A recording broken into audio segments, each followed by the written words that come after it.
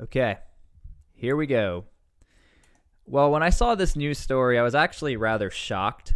Not shocked that it happened, but more so that not a lot of people put focus on the story, I think, because, media news cycles are just getting through news left and right. But in this video, we're going to be talking about a 95-year-old Korean War veteran, along with some other senior citizens who got kicked out of their nursing home for illegal immigrants, for migrants. And this is an odd situation because, I think it's a good thing to help immigrants and migrants, but I think it's a terrible thing to take advantage of our veterans, especially Korean War veterans, who are probably the most underrepresented veterans throughout all veterans. Korean War veterans, Vietnam vets, in my opinion, they get treated the worst because nobody even thinks about Korean vets. So let's go ahead and check this out. Let me get here. We'll just get straight into it, and this veteran sort of gives us an idea of what's happening. And then from here, we can sort of dig a little deeper into the actual overall problem in the United States. So, Frank, I think they want to hear from you about your thoughts. Okay. First, go ahead. Oh, I guess they want to give this microphone. First, I'd like to thank you for having me here. It's a great pleasure to meet all these people as interested as I am in what's going on. Now, the thing I'm annoyed about is how they did it. It was very disgraceful what they did to the people in Island Shores. They gave us time to get out, but they never said when, and they never said they were going to get us out.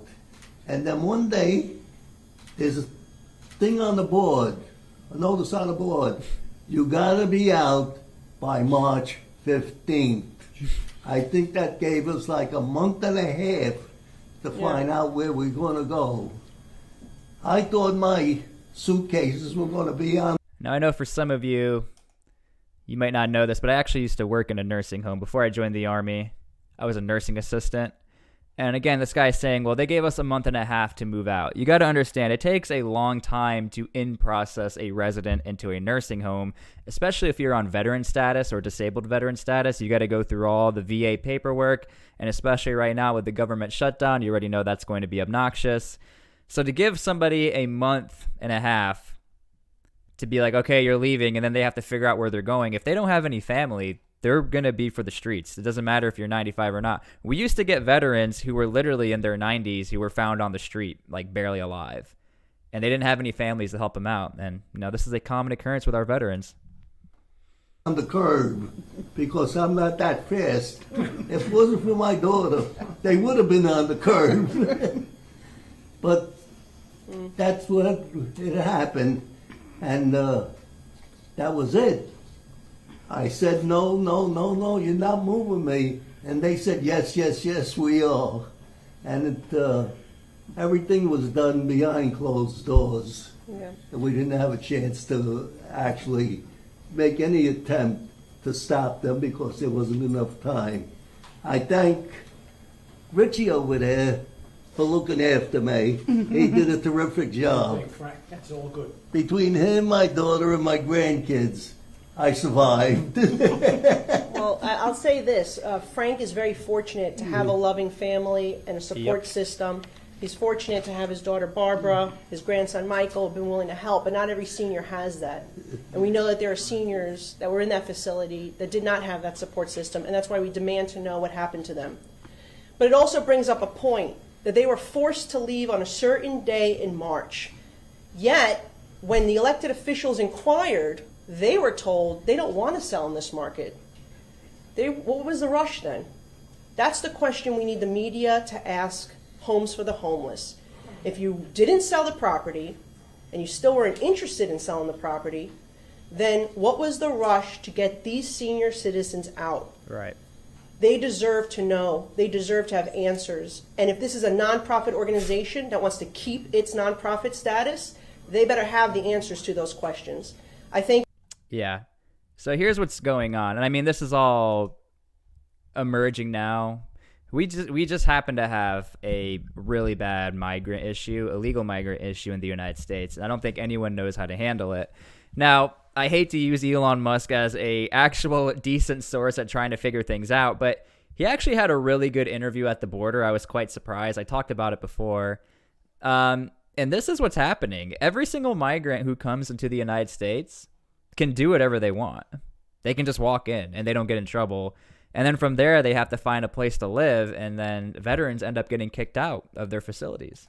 4 or 5 million legal immigrants are sent back to their countries every year. I'll give you an example. Here in Del Rio sector is one of 9 sectors, okay? We're getting over about 2,500 people coming over illegally a day. And we are repatriating or sending 0 back. Zero. Zero. So zero is quite a small number. Yeah, exactly.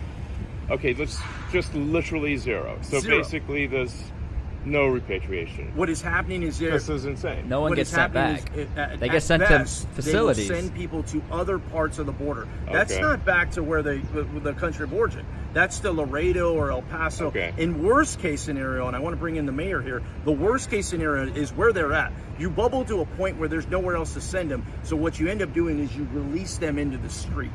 Imagine what that does to your local community. This is the mayor How of you Eagle doing? Pass. Welcome to Eagle Pass. Orlando Salinas, mayor of the city of Eagle Pass. There you go. It's been a rough. So as you heard from Texas themselves, as soon as you walk into the country, you're good to go. And so back to the main story here. Yeah, this is a weird one because if that guy didn't have any family, he would have been for the streets, unfortunately. 95-year-old veteran said he was given less than 2 months' notice to figure out where he was going to live after nursing home he resided in was sold to become a facility for undocumented migrants. So he said, I work in a retirement home. They constantly need help with everything. I agree. I worked in a nursing home, a VA nursing home. Constant issues. Veteran Frank tomorrow joined Republican Nicole Maliotakis, a vocal critic of New York City's handling of the migrant crisis, at a press conference on Monday to discuss the reported deal. And of course, nobody's talking about this. I'm even sure YouTube is not going to put. I would be surprised if this video got more than 1,000 views. The thing I'm annoyed about is how they did it. It was very disgraceful, and what they did to the people of Island Shores. Yeah. We have a comment here. It takes 5 years to get a room here. And if you're joining in a bit later to this live, and I'll be posting this video, I was saying the exact same thing.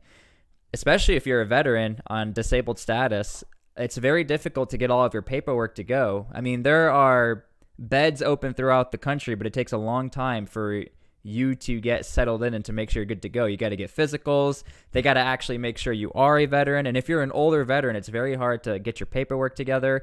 I'll never forget, we actually had one veteran who was in one of the first special operations unit, and throughout his life, he always was called Stolen Valor. Nobody believed him. There was a picture of him verified in like a history book, and that's how he got into our nursing home as a veteran.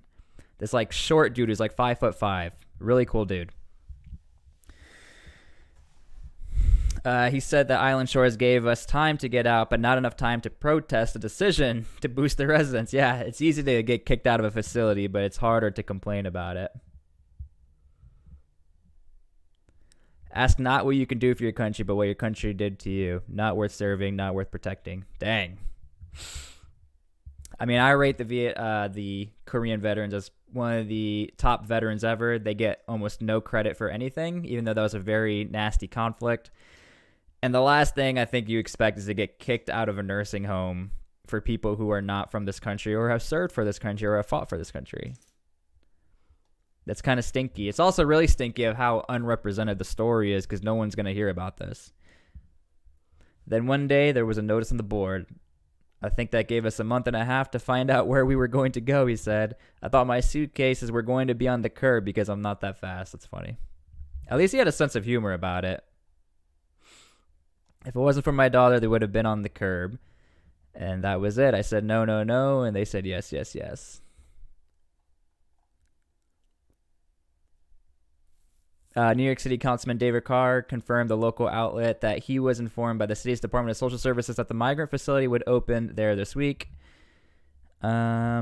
Yeah, New York City right now is becoming like an asylum for a lot of undocumented immigrants, and a lot of like cities, more Democrat-ran cities, that's happening throughout the United States. So, yeah, that's currently what's going on. I just wanted to bring light to the story, and hopefully, maybe it gets out there. But no one has really been talking about this. But I think this is going to be a more common occurrence as the migrant issue gets worse and worse, because we got to put them somewhere. And as big as New York is, it's really not as big as you think. So, yeah, that's currently what's going on. Make sure you guys go check out the posted video if you want to go watch the beginning of the stream. But lucky for this guy, he does have a family. Love how our government prioritizes illegal over vets. Yeah, it is very sad. So, all right, we'll see y'all later. Thank you for being here, and peace out.